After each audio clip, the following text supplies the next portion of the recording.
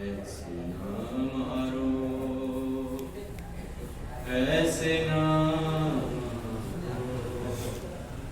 مجھ کو اتنا تو بتا دو کہ بگاڑا کیا ہے، ایک بیمار سوا میرا سارا کیا ہے، میرے صدموں نے جھکا، میرے صدموں نے جھکا دی ہے جوانی میں کمر، ننھی زہراؤں ذرا سمجھ، ایسے نہ مارو، ایسے نہ مارو، ننھی زہراؤں ذرا سمجھو، ایسے نہ مارو، ایسے نہ مارو، میں تو کہتی ہوں زیبا کر کہ سینہ لے آؤ، مجھ کو منظور ہے بابا سے ایسے ملواؤ، ساتھ بابا کے کروں، ساتھ بابا کے کروں، ہی میں خوشی سے یہ سفر، ننھی زہراؤں ذرا سمجھو، ایسے نہ مارو، ایسے نہ مارو، ننھی زہراؤں ذرا سمجھو، ایسے نہ مارو، ایسے نہ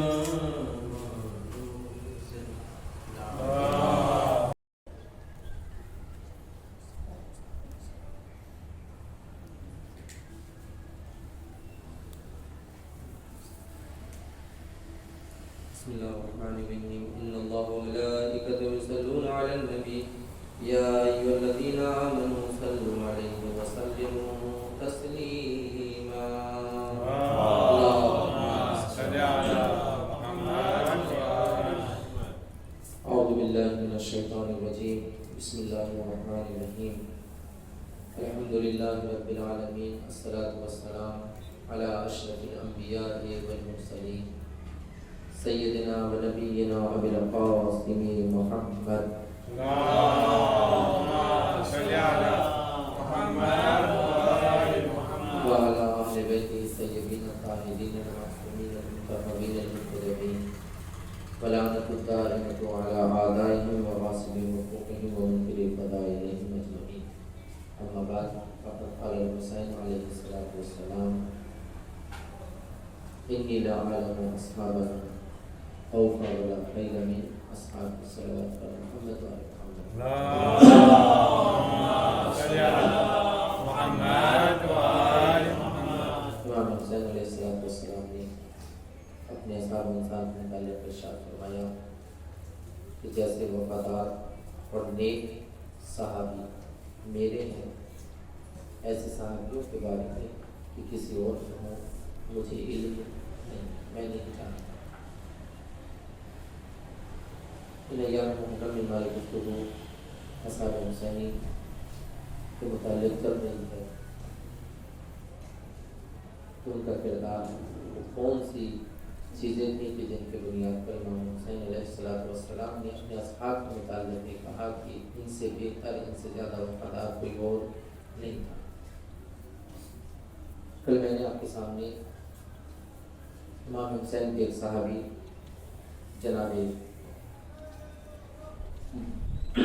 صلوات محمد و آل محمد اللہم صلی علی محمد و آل محمد جناب بشیر یا بشر کے متعلق کچھ بیان کیا تھا کہ ان کا جو کربلا میں وفاداری اور تمام چیزوں کے ساتھ ساتھ ایک جو بڑا رول ہے وہ یہ کہ ان کو شب عاشور یعنی 10 محرم کی رات جب امام حسین نے تمام اپنے को जमा करके ये कहा था कि अगर तुम जाना चाहो तो जा सकते हो। जब कोई न गया तो उसके बाद इन तक ये खबर पहुंची कि आपका एक बेटा सैलम के सिपाहियों ने रैक की सरहद के ऊपर कैदी बना लिया, गिरफ्तार कर लिया, उनको गुलाम बना लिया। लिहाजा तुम मेरे साथ चलो ताकि हम उनके आज़ाद करने, उनके छुड़वाने का कोई बंदोबस्त कर सकें। उस वक्त जनाब बुरैर ने अपनी मोहब्बत को मद्देनजर रखते हुए कि जो बेटे से मोहब्बत के इरशाद फरमाया, बेशक मुझे पसंद तो नहीं है कि मेरा बेटा किसी का गुलाम रहे, कैदी रहे, और अगर वो गुलाम होगा और मैं जिंदा न हूँ तो मैं अपने बेटे के बाद जिंदा नहीं रहना चाहता। लेकिन जहाँ पर मेरा बेटा मुश्किलात में गिरफ्तार है, उससे ज़्यादा मेरा आका मेरा मौला हुसैन मुश्किलात में गिरफ्तार है। मैं अपने बेटे के खातिर अपने आका अपने मौला हुसैन को छोड़कर नहीं जा सकता। लिहाजा वो बेटे को बचाने के लिए नहीं गए, लेकिन हुसैन का दिल बड़ा बड़ा था। एक बाप का बेटा उससे बिछड़ रहा है, वो मुश्किलात में गिरफ्तार है, इमाम हुसैन से बर्दाश्त न हुआ। खुद उनको इजाज़त दी अलग से कि तुम चले जाओ, लेकिन उन्होंने कबूल ना किया, ना गए।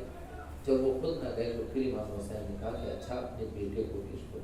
दूसरा बेटा उनका करबला में इमाम हुसैन के साथ था, इसको भेजो ताकि तुम्हारे बेटे को और अपने भाई को बचा सके। तो फिर उन्होंने इमाम को हुक्म मानकर अपने दूसरे बेटे को वहाँ से भेजा और उस पैगाम के साथ कि मेरे लाल मुझे माफ़ कर देना, मैं तुमको बचाने नहीं आ सकता था, इसलिए कि मेरा मजलूम इमाम अपने बच्चों, अपनी बेटियों, अपनी बहनों, अपनी बहुओं के साथ मुश्किलात में गिरफ्तार है। मैंने जैसे तुम्हारी तरबियत की, मेरे वालिदैन ने जैसे मेरी तरबियत की है, मैं उस तरबियत की बुनियाद पर ये कह सकता हूँ कि अगर मैं अपने मजलूम इमाम को छोड़कर तुमको बचाने के लिए आ भी जाता तो तुम मुझसे कभी राज़ी ना होती, खुद मेरे ऊपर लानत करती कि बाबा आप कैसे अपने मेहमान को छोड़कर आ गए, वो भी हुसैन जैसे मेहमान। लिहाजा ये ऐसा जानसार सहाबी है कि जिसकी नज़रों में इमाम हुसैन और औलाद हुसैन के सामने, उनके अंसार के सामने अपने बेटे की कोई बेटा कुर्बान होता है तो हो जाए, लेकिन मैं एक लम्हे के लिए भी हुसैन का साथ नहीं छोड़ सकता। आप देखते हैं अक्सर बेशतर यहाँ हमारे यहाँ हर जगह पर इंसान अपनी औलाद के लिए न जाने क्या क्या करता है, हर मुश्किलात बर्दाश्त करता है। एक जगह से दूसरी जगह, जैसे यहाँ पर न जाने कितने अफराद थे वो जाकर छोड़कर जा चुके हैं। क्यों जा चुके हैं? औलाद की मोहब्बत में, बेटों की मोहब्बत में, बेटियों की मोहब्बत में। क्यों? इसलिए कि उनका मुस्तकबिल यहाँ पर बेहतर तालीम के एतबार से नहीं। लिहाजा अगर हमको अपने बच्चों का मुस्तकबिल बेहतर बनाना है तो उनके बच्चों के मुस्तकबिल को, आइंदा को, आने वाले ज़माने को अच्छा बनाने के लिए हमें यहाँ को छोड़ना पड़ेगा। लिहाजा यहाँ से छोड़ कर जा सकता हूँ, इसलिए कि बच्चे उनकी नज़रों में हैं।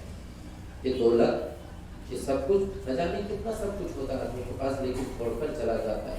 क्यों? इसलिए कि उसकी नज़रों में बेटा, बेटी, औलाद बहुत ज़्यादा होती है।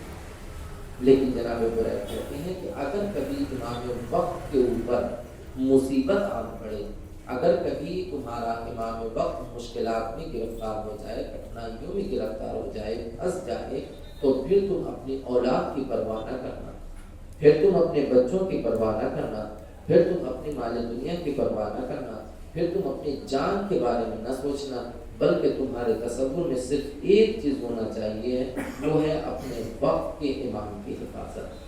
लिहाजा हमको अपने आप को भी और अपने बच्चों की भी ऐसे तरबियत करना है कि अगर हमारा वक्त के इमाम को हमारी ज़रूरत पड़े, चाहे वो हमको अपने बच्चे कुर्बान करना हो, हम अपने बच्चों को कुर्बान कर सकें, खुद को कुर्बान करना हो, खुद को कुर्बान कर सकें। सलावत पर मोहम्मद वाले मोहम्मद।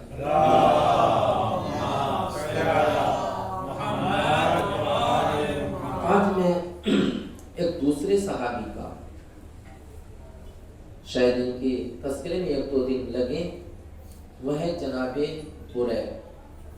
बुरैर इब्ने हुज़ैर भी नकल हुआ है, यानी तारीख में बयान किया गया हुज़ैर और हुज़ैर। کہ یہ امام حسین علیہ السلام کے اصل ہمدان کے رہنے والے تھے، ہمدانی لکھا جاتا ہے آج بھی، لیکن کوفے میں آ کر رہنے لگے تھے. ان کا پورا پریوار، پورا خاندان کوفے میں رہتا تھا. تو جناب بنیر علیہ السلام ان کے متعلق تاریخ نے لکھا کہ ان کے اندر کچھ صفات پائی جاتی تھی. پہلی صفت ان کی یہ تھی کہ یہ اپنے زمانے کے بہترین قاری تھے. قاری کو آج کل وہ نہیں کسی جو قرآن پڑھنا جانتا ہو اچھی طریقے سے نہیں. علماء نے بیان کیا کہ قاری یعنی کہ جو قرآن مجید کے الفاظ قرأت یعنی تجوید وغیرہ جو ہوتی ہے وہ لحن، اور پھر اس کے ساتھ ساتھ قرآن مجید کی مفاہیم جو اس میں کہا ہے خداوند عالم جو کہنا چاہتے ہیں ہم تک جو پیغام پہنچا رہا اس کو بھی پہچانتا ہو، اور پھر اس میں جو ہمارے لیے حکم ہے وہ بھی جانتا ہو. یعنی پورے قرآن کے اوپر جہاں تک ہو سکتا ہے انسان ہر اعتبار سے اس کو جانتا ہو، چاہے وہ پڑھنے کے اعتبار سے ہو چاہے سمجھنے کے اعتبار سے. میں ابھی اس کے متعلق انشاءاللہ بیان کروں گا کہ کیا کیا معصومین نے بیان کیا ہے جناب برائل کے بارے میں، اور خود دشمنوں نے کیسے بیان کیا. تو پہلی صفت ان کی یہ ہے کہ یہ اپنے زمانے کے کوفے کے مشہور قاریوں میں سے تھے. قاری یعنی معلم قرآن، قرآن کی تعلیم دینے والا، قرآن سکھانے والے، قرآن پڑھانے والے. کوفے کے اکثر و بیشتر افراد کو انہوں نے قرآن پڑھایا تھا. میں انشاءاللہ تذکرہ کروں گا جو کہ روایت میں تفصیلی ہے. دوسرے جو ان کی صفت ہے قاری قرآن ہونے کے ساتھ ساتھ وہ کیا ہے کہ یہ اپنے وقت کے امام کو پہچانتے تھے، زمانے کو بھی پہچانتے تھے، اپنے وقت کے امام کو بھی پہچانتے تھے. اور جو ان کا عقیدہ تھا یعنی ولایت کا عقیدہ، امام علی، امام حسن، امام حسین اور اس کے بعد جتنے بھی معصومین ہیں ان سب کے اوپر جو معصومین نے کہا ہے ان کی کہی ہوئی باتوں کے اوپر پکا یقین، کوئی ذرا سا بھی شک اور شبہ ان کو نہیں تھا. کامل الایمان اس کو ہمارے یہاں کہا جاتا ہے کہ جس کا ایمان کامل ہو. یہ ایمان میں کامل تھے اپنے. اس کو میں بھی تفصیلاً بیان کروں. تو پہلی صفت ہے یہ قاری تھے، قرآن پڑھانے والے تھے، کوفے کے لوگوں کو انہوں نے قرآن پڑھایا تھا، سب سے بڑے استاد مانے جاتے تھے کوفے. اور دوسرے ایمان میں یہ اپنے کامل تھے، مکمل تھے، ان کو بالکل بھی تھوڑا سا بھی شک نہیں تھا ایمان میں، چاہے وہ مولا کائنات میں دوسرا ہے جو بھی پیغمبر کے اوپر جو چیز نازل ہوئی ہے ان تمام چیزوں کے اوپر ان کو مکمل یقین تھا، ذرا سا بھی شک نہیں. تیسری جو ان کی صفت تھی وہ یہ جو مورخین نے ذکر کیا کہ یہ اپنے زمانے کے متقی و پرہیزگار انسانوں میں ان کا شمار ہوتا تھا. متقی یعنی دین اسلام کے ہر قانون کے اوپر جو بھی خداوند عالم نے حکم دیا ہے اس حکم کے اوپر عمل کرنے والے تھے، اس سے ذرا بھی، اور صرف رضا خدا کے لیے، خداوند عالم کی رضا حاصل کرنے کے لیے کوئی اور مقصد نہیں. متقی ان افراد کو کہا جاتا ہے یا ایھا الذین آمنوا اتقوا اللہ وکونوا مع الصادقین. اور سورہ بقرہ کی ابتدا میں متقی لوگوں کی تعریف کی ہے کہ متقی کہا کس کو جاتا ہے. بسم اللہ الرحمن الرحیم الاسلام ذات کتاب الآیہ ہدی للمتقین. اب پھر ہدی للمتقین یہ متقی کے لیے ہدایت ہے، جو متقی افراد ہیں ان کے لیے ہدایت ہے. وہ کون کون ہیں؟ الذین یؤمنون بالغیب ویقیمون، وہ پوری کی پوری تفصیل آیا کہ متقی یہ ہوتا ہے. تو قرآن مجید کی نظروں میں اہل بیت سے صرف اور صرف قرآن سے وہ ہدایت دے سکتا ہے کہ جو متقی ہو، اور اہل بیت کے ساتھ وہ ہو سکتا ہے، اہل بیت سے وہ محبت کر سکتا ہے کہ جو متقی ہو. اور خود ہم روزانہ اپنی اذان میں، اقامت میں، نماز میں کہتے ہیں اشہد ان امیر المؤمنین و امام المتقین. وہ متقیوں کے امام ہیں، امیر المؤمنین مومنوں کے امیر اور متقیوں کے امام ہیں. تو اگر ہم اپنے مولا علی کو اپنا امام کہتے ہیں تو ہم کو متقی بننا پڑے گا، ہم کو پرہیزگار بننا پڑے گا، ہم کو خدا کی بتائے ہوئے تمام احکام کے اوپر عمل کرنا پڑے گا. صلوات محمد وعلی محمد.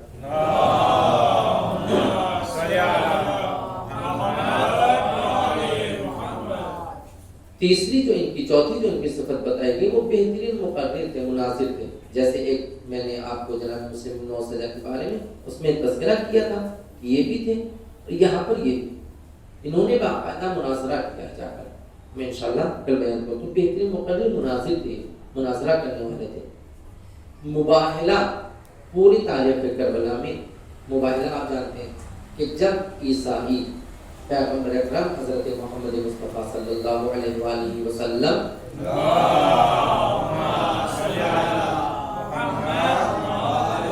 کے پاس آئے اور آنے کے بعد وہ پیغمبر سے جناب عیسیٰ کے متعلق گفتگو کر رہے تھے، ان کے بارے میں بات کر رہے تھے۔ پیغمبر کہہ رہے تھے کہ عیسیٰ اللہ کا بیٹا نہیں ہے، بندے خدا ہے، خدا کا بیٹا نہیں ہے، لیکن وہ کہتے ہیں نہیں ہے خدا کا بیٹا ہے چونکہ کوئی باپ نہیں ہے۔ جب نبی سمجھاتے سمجھاتے آخری حد ہو گئے، وہ نہیں مان رہے تھے، تب پیغمبر نے کہا کہ چلو ہم مباہلے کے لیے، مباہلہ کیا یعنی جھوٹوں کے اوپر لعنت کرنا، کہ جو جھوٹا ہو اس کے اوپر لعنت۔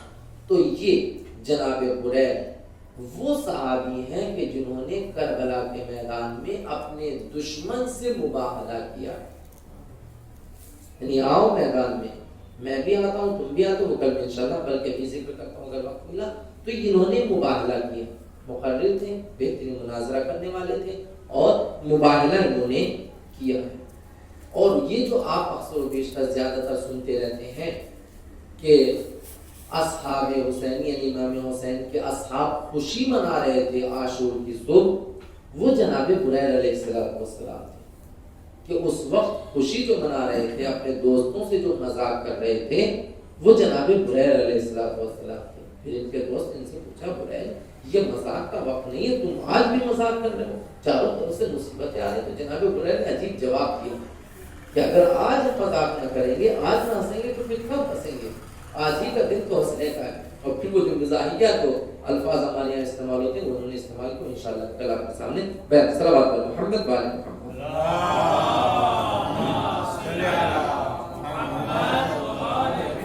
آج میں ان کا ایک مناظرہ کہ کامل ایمان کہ کس طریقے سے اپنے ایمان پر یہ بالکل مسلم تھے، اس میں کوئی بالکل بھی شک اور شبہ نہیں تھا، اس ذکر کرتا ہوں۔ جس وقت جناب بریل علیہ السلام میدان کربلا میں آتے ہیں تو ایک دشمن تھا یزید ابن معقل، یہ جناب بریل کے ساتھیوں میں تھا، ان کو پہچانتا تھا، ان کو جانتا تھا۔ جب جناب بریل میدان میں آئے ہیں تو اس نے جناب بریل کے سامنے آ کر توہین آمیز لہجے میں ان سے گفتگو کی تھی۔ روایت کے الفاظ سنیں، خرج یزید ابن معقل من بنی امیہ، یہ قبیلہ تھا کہ یزید ابن معقل جو بنی امیہ کے قبیلے سے تھا، خاندان سے تھا، پریوار سے تھا، یہ نکلا سامنے آیا، فقال، اور اس نے کہا یا بریل ابن حذیل کیف تری اللہ صنع بک، مذاق اڑاتے ہوئے۔ بریل چونکہ اس وقت چاروں طرف خون، لاشوں پہ لاشیں گر رہے ہیں، امام حسین کے اکثر و بیشتر صحابی مارے جا چکے ہیں، قتل کیے جا چکے ہیں، شہید ہو گئے ہیں۔ تو وہ کہتا ہے کہ بریل تم نے دیکھا خدا بند عالم نے تمہارے ساتھ کیا کیا ہے، دیکھا تم کو کہاں پر لا کر کھڑا کر دیا۔ یعنی جناب بریل کو چونکہ شہادت کا وقت قریب ہے تو کہہ رہا ہے وہی لہجہ جو ابن زیاد نے اپنے دربار میں جناب زینب سے استعمال کیا تھا، زینب تم نے دیکھا کہ خدا بند عالم نے تمہارے بھائی حسین کے ساتھ کیا کیا۔ جناب زینب نے کیا کہا تھا کہ میں نے اپنے اللہ سے، میں نے اپنے پروردگار سے، میں نے اپنے خدا سے اچھائی کے علاوہ کچھ نہیں دیکھا، اس نے جو کچھ کیا ہے ہمارے حق میں اچھا کیا ہے، اس سے بہتر کچھ نہیں ہو سکتا۔ تو چونکہ یہ بھی حسین ابن علی کے ماننے والے تھے، امام حسین نے اعلان کیا جیسے صحابی مجھ کو ملے ویسے کسی کو نہیں ملے۔ جب مدینے سے نکلے تھے تو اس وقت یہ اعلان کیا تھا کہ میں جو اپنے ساتھ ان کو لے کر جا رہا ہوں وہ ایسے شیعہ ہیں کہ جن کے سوچنے کا انداز، جن کے باتیں کرنے کا انداز، جن کے اٹھنے کا انداز، جن کے بیٹھنے کا انداز بالکل وہ ہے کہ جو حسین ابن علی کا انداز ہے۔ یعنی اگر تم ان کو چلتے پھرتے، اٹھتے بیٹھتے، سوتے جاگتے، باتیں کرتے، کچھ بھی کرتے ہوئے دیکھو گے تو تم ان کو دیکھو گے، لیکن میں حسین ابن علی تم کو یاد رکھوں گا۔ کہ جس وقت مکے سے نکل رہے تو اس وقت یہ مدینے سے نکل رہے تو اس وقت یہ اعلان کیا تھا حسین ابن علی نے کہ میں ایسوں کو اپنے ساتھ لے کر جاؤں گا کربلا کے میدان میں، ایسے میرے ساتھ ہیں۔ تو اب یہ جو آیا ہے جناب زینب کی بہن سے دشمن نے دربار میں کہا تھا، جناب زینب نے کہا ہم نے اپنے خدا سے اچھائی کے علاوہ کچھ نہیں دیکھا، ما رأیت الا جمیلا، ہم نے جو کچھ دیکھا ہے جمیل دیکھا ہے، اچھا دیکھا ہے، خوبصورت دیکھا ہے، میرا پروردگار خوبصورت ہے، اچھا ہے، اور وہ کبھی کسی کے ساتھ برا نہیں کرتا۔ تو اب یہ برائے ہے، صحابی حسین ہے، ان کے سامنے دشمن یہی لہجہ اختیار کرتا ہے، برائے تم نے دیکھا کہ تمہارے خدا نے تم کو کہاں پر لا کر کھڑا کر دیا؟ تب برائے کا جواب سنیں، یہ ہے ایمان جناب برائے کا۔ جناب برائے ارشاد فرماتے ہیں قال صنع اللہ واللہ بی خیرا، میں خدا کے قسم کھا کر کہتا ہوں کہ میرے خدا نے میرے لیے جو کچھ کیا ہے وہ اچھا ہے، خیر ہے، اس سے بہتر کچھ نہیں ہو سکتا۔ یہ جناب برائے تھے جو بول رہے تھے، جو دشمن کہہ رہا ہے تمہارے ساتھ کیا کیا ہے، دیکھو کہاں پر کھڑے ہو گئے ہو تم آ کر، یہ خدا نے تم کو عذاب۔ تو جناب برائے کہتے نہیں، میرے خدا نے جو کچھ میرے لیے کیا ہے وہ خیر ہے، اچھا ہے، بہتر ہے، اس سے بہتر کچھ اور نہیں ہو سکتا۔ اس سے بڑا کمال انسان کے لیے کیا ہو سکتا ہے کہ وہ حسین ابن علی کے اوپر اپنی جان کو قربان کر دے، دین محمدی کے اوپر اپنے آپ کو قربان کر دے، وہ اللہ کے نام پر اپنے آپ کو قربان کر دے، اس سے بڑی فضیلت کوئی نہیں ہو سکتی۔ اور پھر اس کے بعد ارشاد فرماتے ہیں تو میرے بارے میں کیا سوچ رہا ہے، میرے بارے میں میرے پروردگار نے جو کچھ کیا ہے وہ خیر ہے، لیکن تو اپنے بارے میں سوچ۔ اس کے بعد ارشاد فرماتے ہیں وَصَنَعَ اللَّهُ بِكَ شَرًّا، اور تیرے لیے صرف اور صرف شر ہے، برائی ہے، تو کبھی اس شر اور برائی سے نکل نہیں سکتا، تیرے گلے میں ایسی ذلت اور رسوائی کی دھاگ پڑے گی کہ پھر تو اس ذلت اور رسوائی سے کبھی نکل نہیں سکتا۔ اللہ کیسا وہ لہجہ تھا کہ برائے نے کربلا کے میدان میں اعلان کیا تھا کہ حسین ابن علی کے قاتل کبھی بھی عزت نہیں پا سکتے، کبھی بھی سربلند نہیں ہو سکتے، ہمیشہ ذلیل و رسوا رہیں گے۔ وہ کربلا کا اعلان تھا جو آج تک چلا رہا ہے، جب بھی دشمن حسین کا نام لیا جاتا ہے تو ان کے اوپر لعنت کی جاتی ہے، برائی کے ساتھ ان کا نام لیتا ہے علی انسان۔ یہ اس وقت اعلان کیا تھا جناب برائے نے، تو کیا سوچ رہا ہے تو اس کو عزت ملے گی؟ نہیں، خدا عزت دینے والا خدا ہے جو حسین کے قدموں پر دین محمدی پر اپنی جان کو قربان کرے گا، اللہ کے نام پر اپنے آپ کو مٹائے گا، عزت اس کو ملے گی۔ دین خدا کو مٹانے والوں کو کبھی عزت نہیں مل سکتی، ہمیشہ ذلیل و رسوا ہوگا۔ تو جب جیسے یہ کہا تو اب چونکہ یہ ساتھ کا ساتھی تھا، دوست تھا، متر تھا، اور اس نے فوراً کہا، اب یہ بھی جملہ کہتا صلوات محمد والے محمد،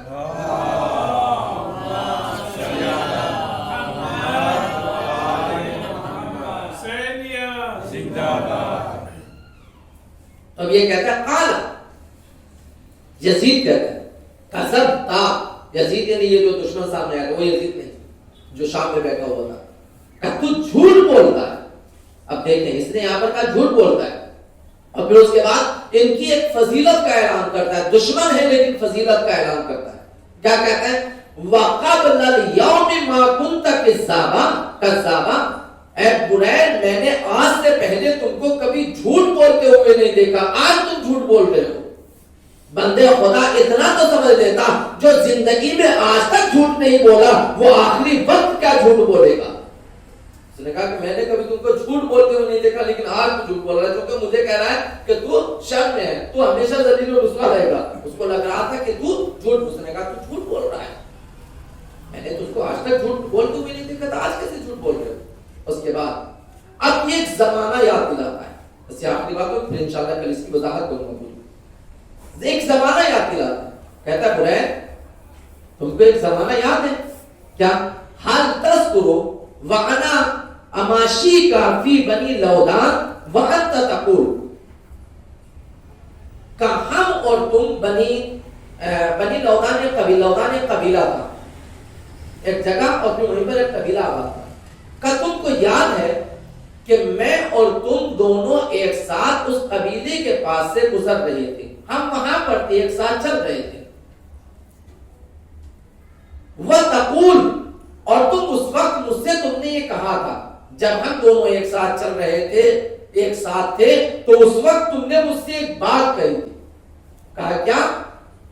کہا پہلی بات، 3 جملے اس دشمن نے کہے، کہا پہلی بات تم نے یہ کہی تھی کہ ان عثمان ابن عفان کان علی نفسہ مسرفا، کہا خلیفہ ثالث عثمان بن عفان نے اپنے اوپر خود ظلم کیا ہے، کہ وہ یہ تخت خلافت کو لے لیا، اس نے خود اپنے اوپر ظلم کیا ہے۔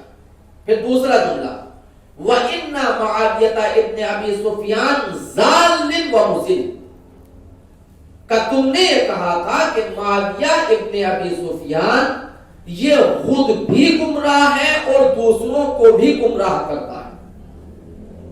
کا تیسرا کہ وَإِنَّ إِمَامَ الْهُدَى وَالْحَقِّ عَلِيُّ بْنُ أَبِي طَالِبٍ، اور تم نے یہ کہا تھا کہ یہ دونوں تو گمراہی پر تھے، گمراہ کرنے والے تھے، انہوں نے اپنے اوپر ظلم کیا، یہ خود بھی گمراہ تھا اور گمراہ کرنے والا بھی تھا، اور علی کے بارے میں کہا تھا کہ علی ہدایت پر بھی ہے، امام الہدیٰ ہے، امام الحق ہے، حق کے امام ہے، علی بن ابی طالب۔ کہ تم کو وہ یاد ہے، آج دیکھو جو تم کل کہہ رہے تھے کہ وہ گمراہ کرنے والے ہیں، وہ یہ کرنے والے ہیں، آج دیکھو تم کس مقام پر کھڑے ہو گئے ہو، بتاؤ اب کون ہدایت یافتہ ہے، کون حق پر ہے اور کون باطل پر ہے۔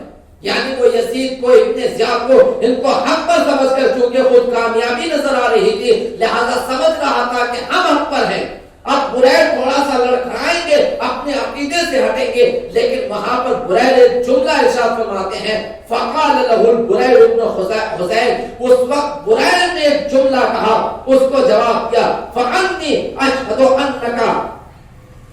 ان ھذا رأیی و قولی، میں یہ کہتا ہوں کہ جو کل میں نے کہا تھا وہی آج بھی میرا عقیدہ ہے، میں آج بھی کہتا ہوں علی حق پر ہے، امام الحق ہے، اور جو ان کے مقابلے پر جو آیا وہ باطل پر تھا، میں آج بھی اپنے اسی نظریے پر قائم ہوں۔ نعرہ حیدری، کہ جو کل میں نے کہا تھا کہ علی حق پر تھے، امام تھے، امام الہدیٰ تھے، امام الحق تھے، میں آج بھی وہی کہتا ہوں کہ علی امام الحق ہیں، علی امام الہدیٰ ہیں، ہدایت کے امام ہیں، حق کے امام ہیں، میں آج بھی اپنے علی کو وہی مانتا ہوں۔ تو فوراً یہ کہتا ہے، فقال له یزید، اب وہ کہتا ہے یزید، یعنی یزید ابن معقل یہ فوراً جواب دیتا ہے، فانی اشہدک انک من الضالین، اگر تو وہ کہتا ہے تو میں بھی تو اس کو کہتا ہوں کہ تو اس وقت گمراہ ہے۔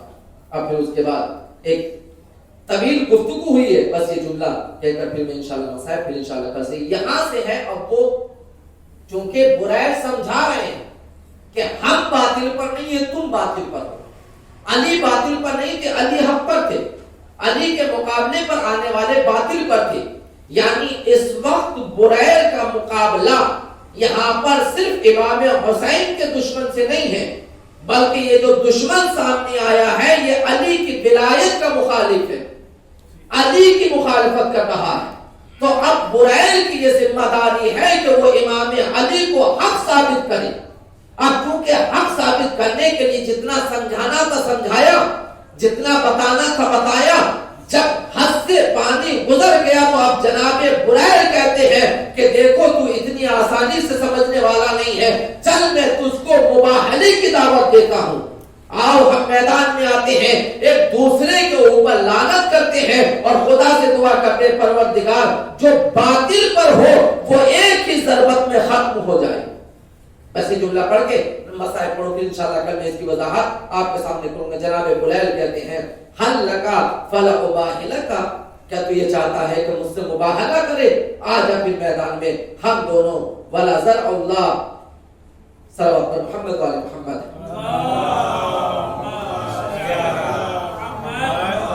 کیا تو چاہتا ہے مجھ سے مباہلہ؟ میں تجھ سے مباہلہ کرنا چاہتا ہوں، کیا تو کرنا چاہتے ہیں؟ فلا ندع اللہ ان یلعن القاسم، کا مباہلہ کیا ہے کہ ہم دونوں میدان میں آئے اور جو جھوٹا ہے اس کے اوپر لعنت کریں، اور دوسرے وَأَن يَقْتُلَ الْمُبْطِلَ، جو باطل پر ہو وہ قتل ہو جائے، ثُمَّ أَخْرُجْ فَلَا فلا ابارزک، پھر نکلو اور نکلنے کے بعد آؤ مجھ سے جنگ کرو.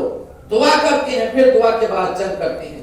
پھر یہ دونوں نکلے، معاہدہ ہوا، اور پھر جو ہوتا ہے وہ کل میں انشاءاللہ آپ کے سامنے. تو یہ جناب برائے تھے کہ جو کربلا کے میدان میں حسین کے صحابی بن کر یہ نہیں آ رہے تھے، بلکہ یہاں پر ولایت کا دفاع بھی کر رہے تھے، ولایت کی طرف سے بول رہے تھے، ولایت کو بچا رہے تھے، ولایت کا تحفظ کر رہے تھے. میرے عزیزوں، جب تک ہم خود نہیں جانیں گے ولایت ہے کیا، امام علی کون ہے، ان کی حیثیت کیا ہے، ان کی شخصیت کیا ہے، جتنا ہو سکتا ہے کم سے کم اتنا جاننے کی کوشش کریں، تاکہ جب ہمارے امام وقت کے اوپر، کسی بھی معصوم امام کے اوپر کوئی بات آئے تو ہم اس کا جواب دے سکیں.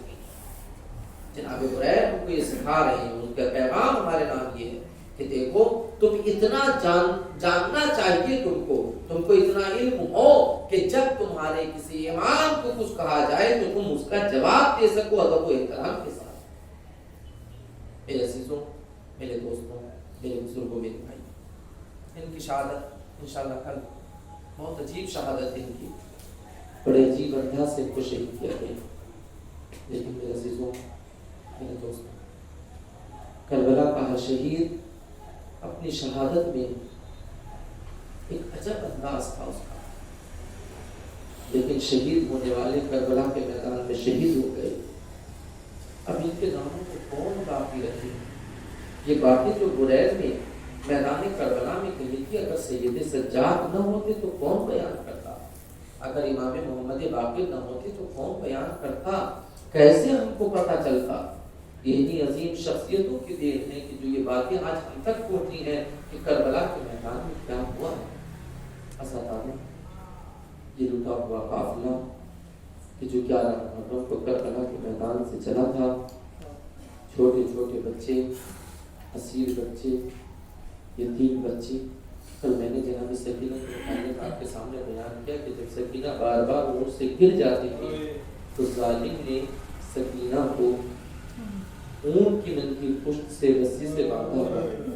پھر عزیزوں، تاریخ کے بیان کرتی ہے کہ جب یہ قافلہ چلا تھا اور سکینہ کو الگ اونٹ پر بٹھایا گیا تھا، جب سکینہ کو الگ اونٹ پر بٹھایا گیا اور دور چلنے کے بعد سکینہ گر گئی ہیں اور ظالموں کو اور کسی بیوی کو پتہ نہ چلا کہ سکینہ اپنی اونٹ سے گر گئی ہیں، تو ایک مرتبہ حسین جو اپنی بچی سے بہت زیادہ محبت کرتا تھا، تاریخ نے بیان کیا کہ امام حسین کا سر جس نیزے پر تھا اور جو ظالم اس نیزے کو لیے ہوئے تھا، وہ نیزہ اس کے ہاتھ سے چھوٹا اور زمین میں گر گیا. اس کے بعد ان ظالموں نے اس نیزے کو نکالنے کی بہت کوشش کی مگر وہ نیزہ نہ نکلتا تھا. ایک مرتبہ ظالم کا وہی دستور کہ جب کوئی ایسی بات ہو کہ جس کو وہ خود نہ کر سکیں تو فوراً سید سجاد کی جانب تعزیانہ لے کر آگے بڑھا کہ سید سجاد بتاؤ تمہارے بابا کا سر آگے کیوں نہیں بڑھتا؟ سید سجاد بتاؤ تمہارے بابا کا آگے سر کیوں نہیں جاتا؟ آزادارو، ادھر وہ درہ اٹھا، ادھر وہ تعزیانہ اٹھا، ادھر وہ نیزہ اٹھا، سید سجاد کی پشت پر برسنے لگے تعزیانے. ایک مرتبہ سید سجاد نے اپنے بابا کے سر کا رخ کر کے کہا، بابا اتنا بتا دیجئے آخر آپ آگے کیوں نہیں چل رہے ہیں؟ ایک مرتبہ کٹے ہوئے سر سے آواز آئی، میرے لال سید سجاد، میرے سینے پر سونے والی میری 5 سالہ بچی راستے میں رہ گئی ہے. میرے لال، جب تک میری بچی نہ آ جائے گی حسین آگے نہ بڑھے گا. اللہ، جیسے ہی یہ خبر حسین کے لبوں سے نکلی، ایک مرتبہ زینب بے قرار ہو کر اونٹ سے گری. ارے اپنی بچی کو تلاش کرتے ہوئے اب یہ نکلے، ایک طرف ظالم بھی چلے ہیں، یہ زینب بھی چلی اور دوسرے مخدرات عصمت. ایک مرتبہ زینب جب اسی راستے پر آگے جا رہی تھی تو کیا دیکھا کہ کوئی بیوی ہے کہ جو بچی کو اپنے آغوش میں لیے ہوئے ہے اور اس کو آرام کرا رہی ہے. بچی بہت ہی آرام سے اس بیوی کے آغوش میں لیتی ہوئی ہے. ایک مرتبہ زینب آگے بڑھی, بڑھنے کے بعد کا بی بی تو کون ہے؟ ارے ہماری اس بچی کو تماچے مارنے والے تو ملے, بی بی اس کے دانے دینے والے تو ملے, بی بی اس کے اوپر ہاتھ برسانے والے تو ملے, لیکن آخر تم کون ہو جو میری یتیمہ کے اوپر تمہیں رحم آ گیا؟ ایک مرتبہ جیسے ہی زینب نے کہا بی بی تم کون ہو, اس بی بی نے اپنے چہرے سے نقاب اٹھا کر کہا بیٹی میری نور نظر میں لخت ذکر زینب, تو نے اپنی ماں کو نہ پہچانا. ارے میں تیری ماں فاطمہ ہوں, میری لال جب سے میرے لال حسین نے مدینہ چھوڑا تھا تیری ماں نے قبر چھوڑ دی تھی.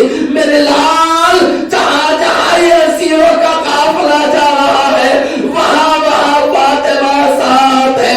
ازادارو ادھر زینب نے بچی کو لے کر سینے سے لگایا, ادھر ظالم آگے بڑھے, پھر وہی تازیانہ, پھر وہی تماچا. بچی نے تڑپ کر کہا چچا جان, ارے آؤ اپنی بھتیجی کو بچاؤ. چچا جان دیکھو کیسے ظلم ہو رہے ہیں. جب جب سکینہ کو تماچے لگے اپنے چچا کو پکارا, چچا جان آپ کی یہ بیٹی کب تک آخر مصائب والا برداشت کرے. انا للہ و انا الیہ راجعون. رسم بقضائہ و تسلیما لامرہ ماتم آتا ہے روز جگایا جاتا ہے, عابد کو جہاں غش آتا ہے روز جگایا جاتا ہے. ایک پھول ہے جس کو کانٹوں پر, ایک پھول ہے جس کو کانٹوں پر دن رات جلایا جاتا ہے. عابد کو جہاں غش آتا ہے روز جگایا جاتا ہے. عابد کو جہاں غش آتا ہے روز جگایا جاتا ہے. عباس کی غیرت سے اکثر عابد کی اسیری پوچھتی ہے, کیا 4 برس کی بہنا کو, کیا 4 برس کی بہنا کو زندہ میں سلایا جاتا ہے. عابد کو جہاں غش آتا ہے روز جگایا جاتا ہے. عابد کو جہاں غش آتا ہے روز جگایا جاتا ہے. سادات کے خیمے جلتے ہیں, شوقوں میں گری ہے آل نبی, پھر آج نبی کی بیٹی پر دروازہ گرایا جاتا ہے. عابد کو جہاں غش آتا ہے روز جگایا جاتا ہے. عابد کو جہاں غش آتا ہے روز جگایا جاتا ہے. رو رو کے شہیدی دیکھتے ہیں نیزے سے سکینہ کی جانب, لگتا ہے کہ پشت ناکے سے بچی کو گرایا جاتا ہے. عابد کو جہاں غش آتا ہے روز جگایا جاتا ہے. عابد کو جہاں غش آتا ہے روز جگایا جاتا ہے. غیرت کے سبب جس بیوی نے گھر میں بھی نہ دیکھا آئینہ, غیرت کے سبب جس بیوی نے گھر میں بھی نہ دیکھا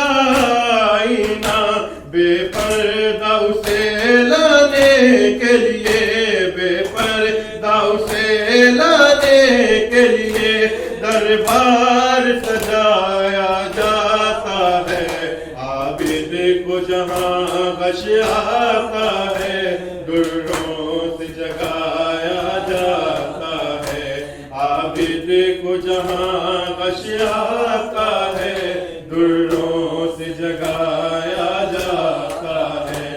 عباس کی غیرت سے اکثر عابد کی اسیری پوچھتی ہے، عباس کی غیرت سے اکثر عابد کی اسیری پوچھتی ہے، کیا 4 برس کی بہنا کو، کیا 4 برس کی بہنا کو زندان میں سلایا جاتا ہے، عابد کو جہاں غش